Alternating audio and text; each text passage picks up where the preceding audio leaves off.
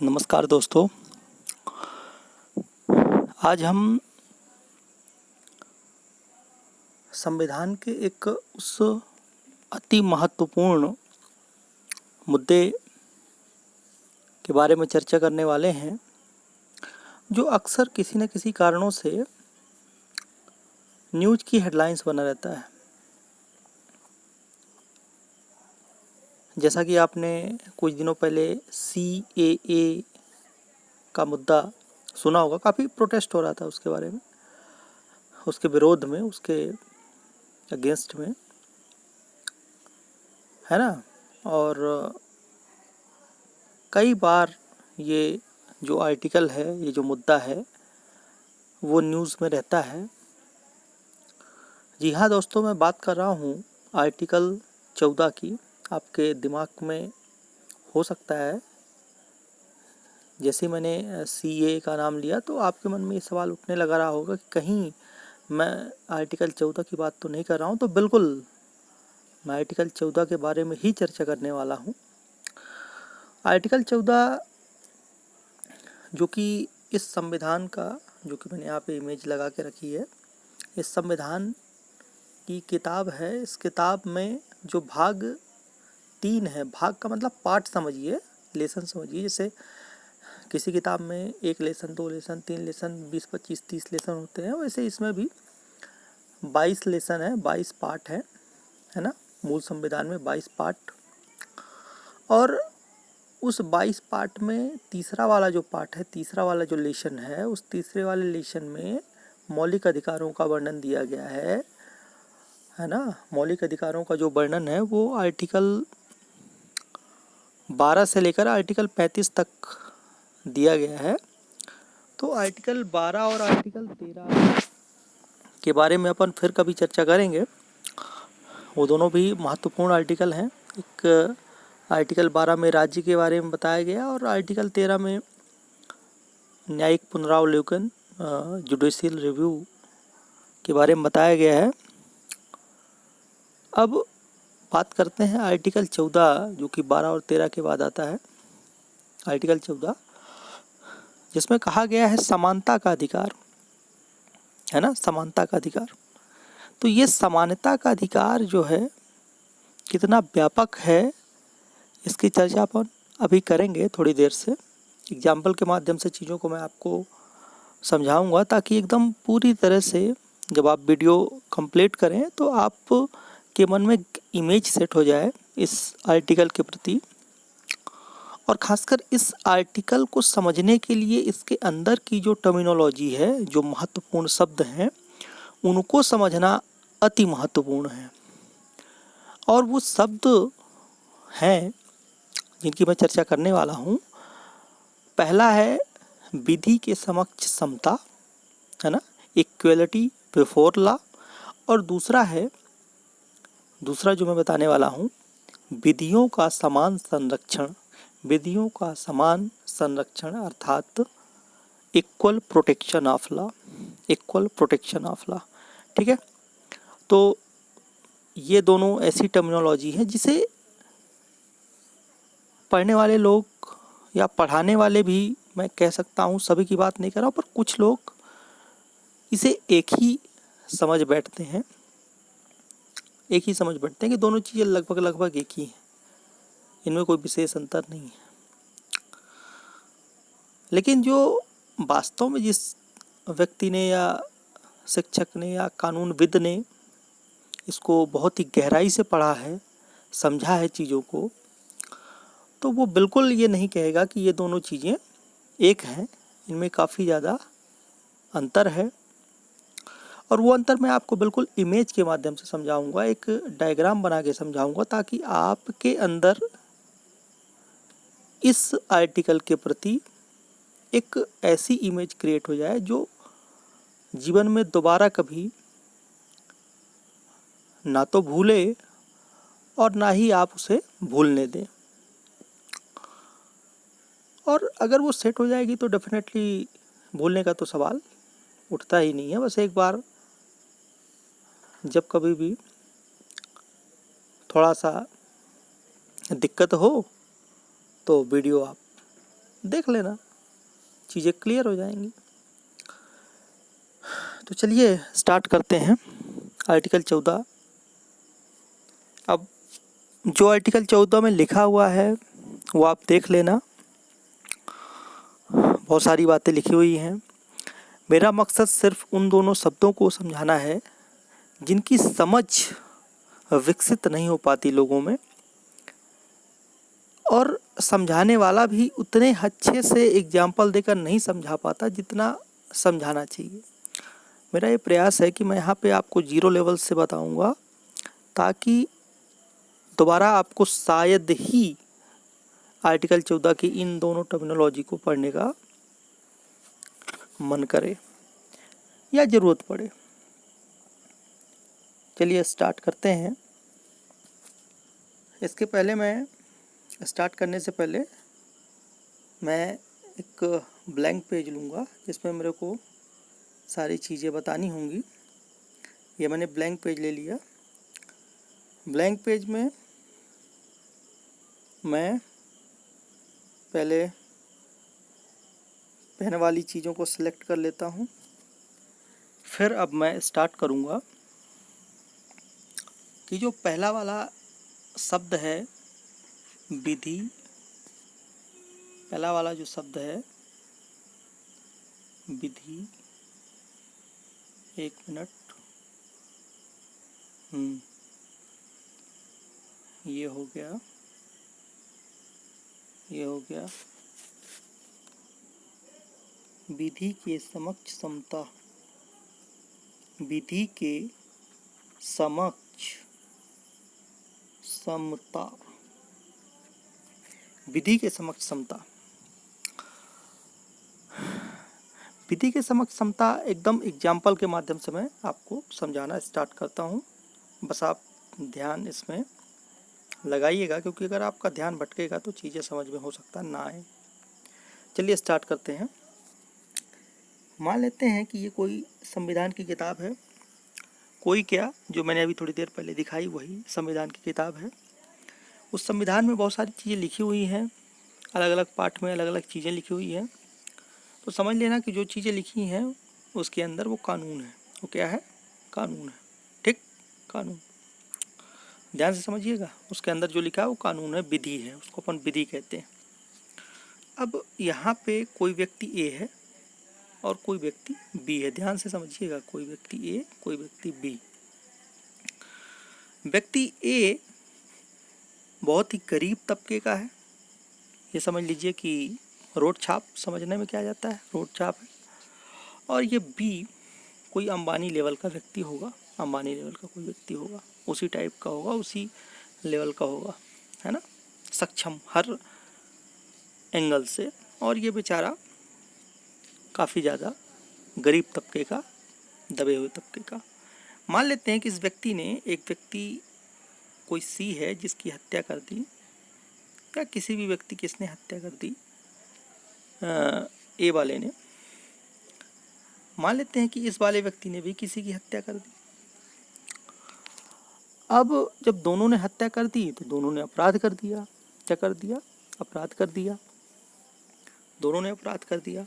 तो ध्यान से समझिएगा, इस संविधान से जो कानून, जो इसमें लिखा हुआ है, वो कानून प्रकट होता है। ऐसे एक आदमी के रूप में समझना, याद में ये कानून प्रकट होता है और ये इन दोनों को देखता है और कहता है कि देखो भाई, अगर आपने हत्या की है तो सज़ा आपको मिलेगी। मान लेते हैं कि इस हत्या के लिए 10 साल का प्रावधान है, मान लेते हैं। तो ये जो कानून है ना, ये कानून बोलता है कि भाई, चाहे तुम गरीब हो, चाहे तुम अमीर हो, चाहे तुम मंत्री हो, चाहे तुम संतरी हो, चाहे तुम कलेक्टर हो, चाहे तुम चपरासी हो, चाहे तुम कुछ भी हो, तुमको 10 साल की सज़ा मिलेगी। इसको भी वही बोलता है कि चाहे तुम अंबानी हो, चाहे तुम अडानी हो, या मैं क्षमा चाहता हूँ, अंबानी अडानी का नाम मैंने लिया, या कोई भी व्यक्ति हो, तुम कितने भी बड़े लेवल का व्यक्ति हो, कुछ भी हो, मंत्री हो, संतरी हो, राजा हो, रंक हो, कुछ भी हो, तुम्हें भी 10 साल की सज़ा मिलेगी। ठीक है, 10 साल की सज़ा मिलेगी। मतलब ये कानून ये नहीं देख रहा कि यह व्यक्ति गरीब है, यह व्यक्ति अमीर है, यह व्यक्ति छोटा है, यह व्यक्ति बड़ा है, यह व्यक्ति 0 लेवल का है, यह व्यक्ति टॉप लेवल का है, या जैसा भी आप समझे। बहुत ज़्यादा अंतर इन दोनों के सामाजिक स्तर में, आर्थिक स्तर में, राजनैतिक स्तर में बहुत ज़्यादा अंतर है। लेकिन क्या कानून इन दोनों में अंतर कर पाने में समर्थ है? नहीं है। क्यों नहीं है? क्योंकि इस कानून के आँख में पट्टी बंधी है, तो इसको तो दिख ही नहीं रहा ना भाई कि ये अंबानी लेवल का आदमी है, कि ये रोड छाप आदमी है, ठेले वाला आदमी है। उसको तो पता ही नहीं, क्योंकि आँखों में पट्टी बंधी हुई है। इसीलिए वो बोलता है कि भाई मेरे सामने तुम दोनों क्या हो? समान हो। अर्थात विधि के समक्ष, विधि यानी कानून के समक्ष यानी सामने, ये भी समान है और ये भी समान है। और यही आपकी पहली टर्मिनोलॉजी है। पहली टर्मिनोलॉजी ये है कि विधि यानी कानून के समक्ष कोई भी व्यक्ति समान है, कोई भी व्यक्ति कानून से ऊपर नहीं है। कानून इसके लिए भी समान है और इसके लिए भी, भले ही इन दोनों की परिस्थितियां अलग हों, सिचुएशन अलग हों, समय अलग हों, आर्थिक, राजनीतिक एवं सामाजिक स्थितियां अलग हों, लेकिन कानून दोनों के लिए बराबर है। पहली कंडीशन ये कहती है। अब आप बताइए मेरे को, आप बताइए कि क्या ये दोनों चीज़ें सही हैं? जो कानून ने कहा कि भाई आप दोनों ने हत्या की है, आपको 10-10 साल की सज़ा मिलनी चाहिए, तो क्या ये सही है? ये सही है या गलत है, अभी थोड़ी देर से आपको पता चल जाएगा। अब मानते हैं कि जो ए व्यक्ति है, इस व्यक्ति ने, ये जो गरीब है बेचारा, इसने पुलिस की वर्दी पहनी है, ठीक है, पुलिस की वर्दी, आर्मी की वर्दी। और ये जो मरने वाला व्यक्ति है, यह एक आतंकवादी है। क्या है? आतंकवादी है, जो घुसकर देश में हजारों लाखों लोगों को मार सकता है टाइम बॉम्ब या किसी के माध्यम से। तो इस व्यक्ति ने इसकी हत्या देश हित में की है, देश की रक्षा के लिए की है, देश के हजारों लाखों लोगों को मरने से बचाने के लिए इसको मारा गया है। अर्थात अगर हम देखा जाए तो इसने जो हत्या की है वो देश हित में की है, पॉजिटिव अप्रोच में की है, जबकि इसने जो हत्या की है उसने अपने निहित स्वार्थ के लिए की है। और तो निहित स्वार्थ के लिए की है, तो इसको तो ठीक है 10 साल की सज़ा मिलनी चाहिए। लेकिन क्या इस व्यक्ति ए जिसने हत्या की है देश हित में, पॉजिटिव अप्रोच में, क्या उसको सज़ा मिलनी चाहिए? आपका जवाब बिल्कुल होगा, नहीं मिलनी चाहिए। क्यों नहीं मिलनी चाहिए? क्योंकि इसकी परिस्थितियाँ और हैं, इसका समय कुछ और है, इसकी परिस्थितियाँ और हैं। बिल्कुल नहीं मिलनी चाहिए इसको सज़ा, है ना।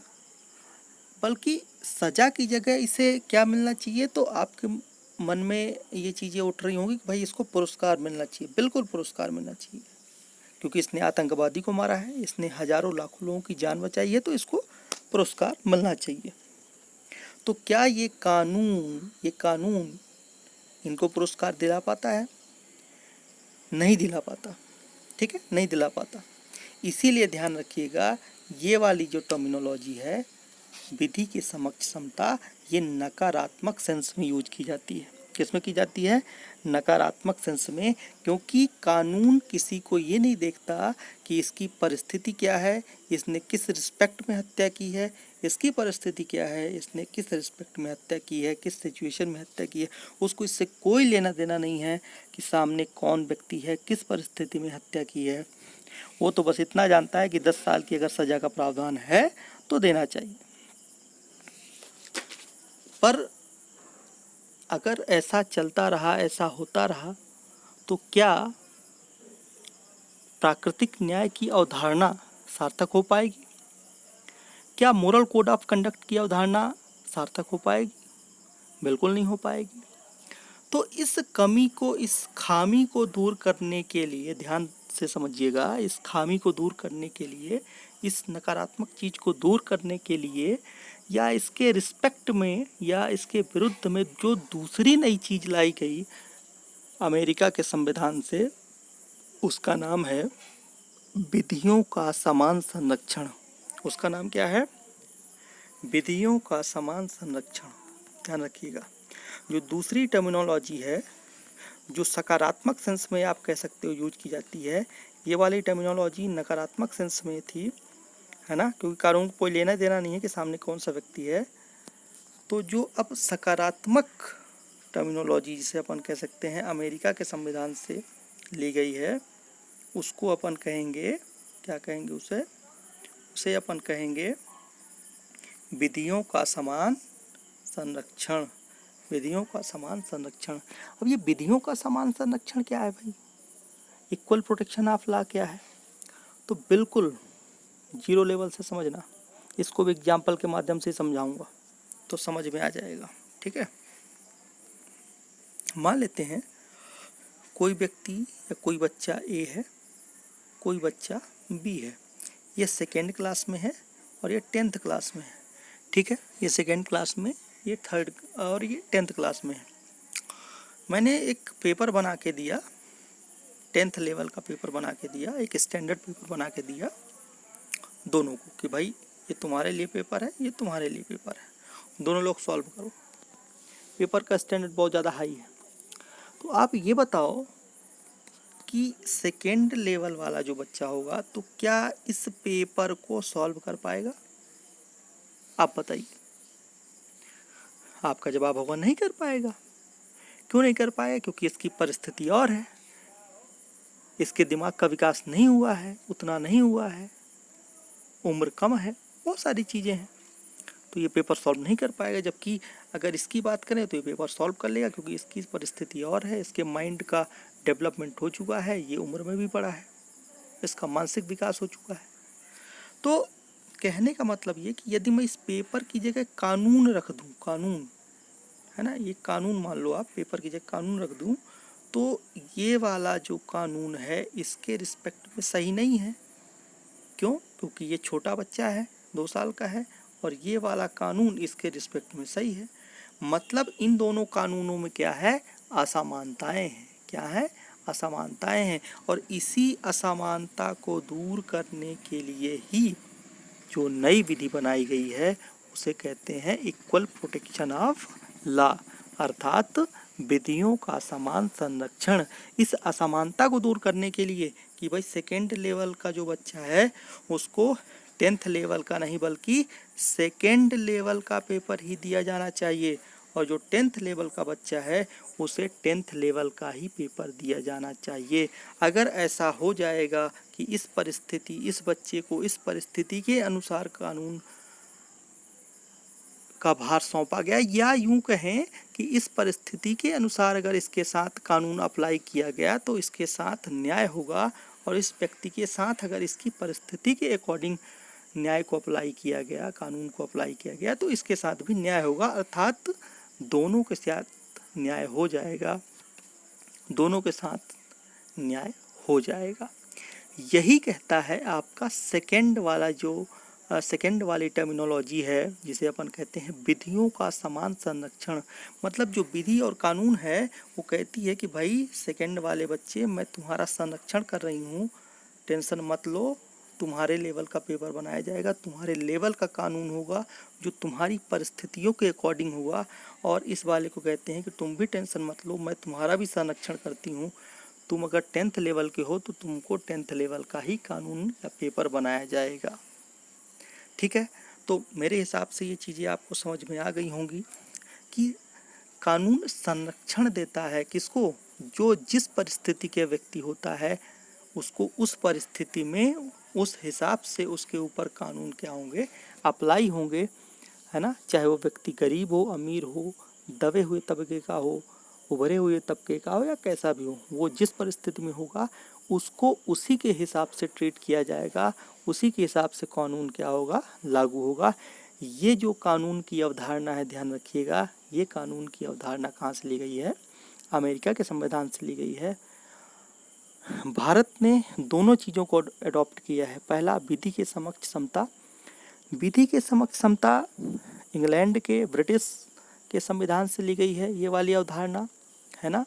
और जो दूसरी वाली अवधारणा है विधियों का समान संरक्षण, ये वाली जो अवधारणा है वो ली गई है अमेरिका के संविधान से। भारत में दोनों प्रकार की अवधारणाएं, और ज़रूरी भी था, क्योंकि पहली वाली अवधारणा अगर लागू होती है ना, तो कानून तो भाई अंधा है, उसकी आंख में पट्टी बंधी हुई है, तो उसको तो पता ही नहीं है कि कौन सा व्यक्ति किस परिस्थिति में कैसे क्रियाकलाप करता है।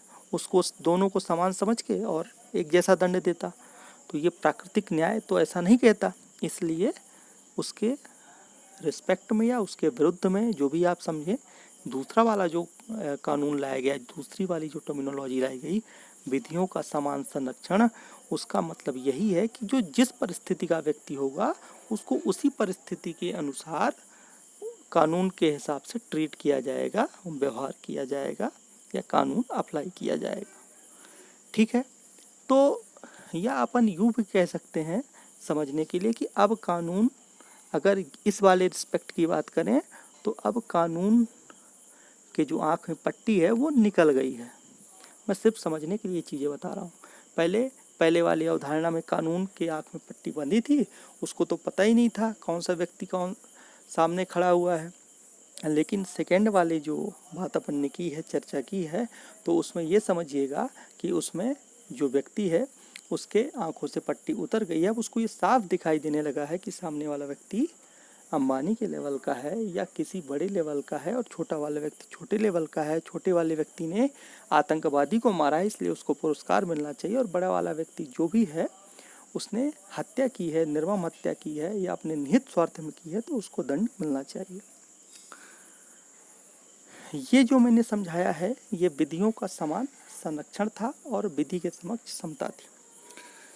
अगर एक एग्जाम्पल और दूं तो और ज़्यादा विधियों का समान संरक्षण क्लियर हो जाएगा, स्पष्ट हो जाएगा। इसके लिए मेरे को थोड़ा सा हटाना होगा इन चीज़ों को, और जल्दी से मैं उस चीज़ को बताकर वीडियो का समापन करूंगा।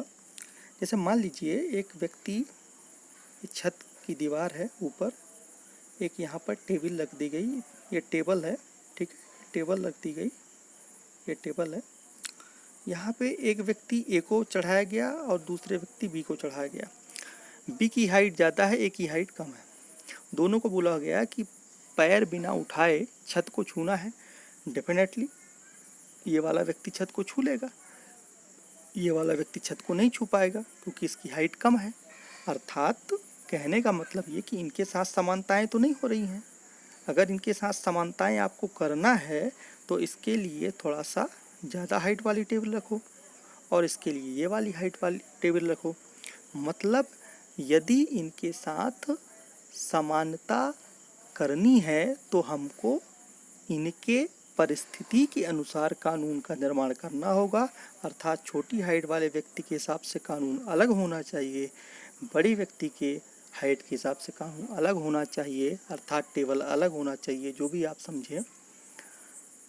कहने का मतलब ये है कि जो विधियों का समान संरक्षण है वो कानून या विधि उस व्यक्ति को संरक्षण देती है जो समय या परिस्थिति के अनुसार उसने यदि कोई काम किया है, उससे गलती हो गई है लेकिन उसकी अप्रोच पॉजिटिव थी, तो कहीं ना कहीं उसको संरक्षण दिया जाता है। जैसे कि मैंने एग्जाम्पल में बताया था कि यदि उसने अपराध किया है पर वो अपराध सकारात्मक दिशा में था, देश को बचाने की दिशा में था, तो कानून उसका संरक्षण करेगी, उसको संरक्षण देगी, उसको सजा की बजाय अवार्ड दिया जाएगा, पुरस्कार दिया जाएगा। मेरे हिसाब से जितनी चीज़ें मैं यहाँ पे बता सकता था जीरो लेवल से एक समझ विकसित करने के लिए हाई लेवल तक ले जाना जो कि महत्वपूर्ण था, वो मैंने यहाँ पे बता दिया है। यदि आपको समझ में ना आई हो चीज़ें तो आप बिल्कुल मेरे को बताइएगा। धन्यवाद।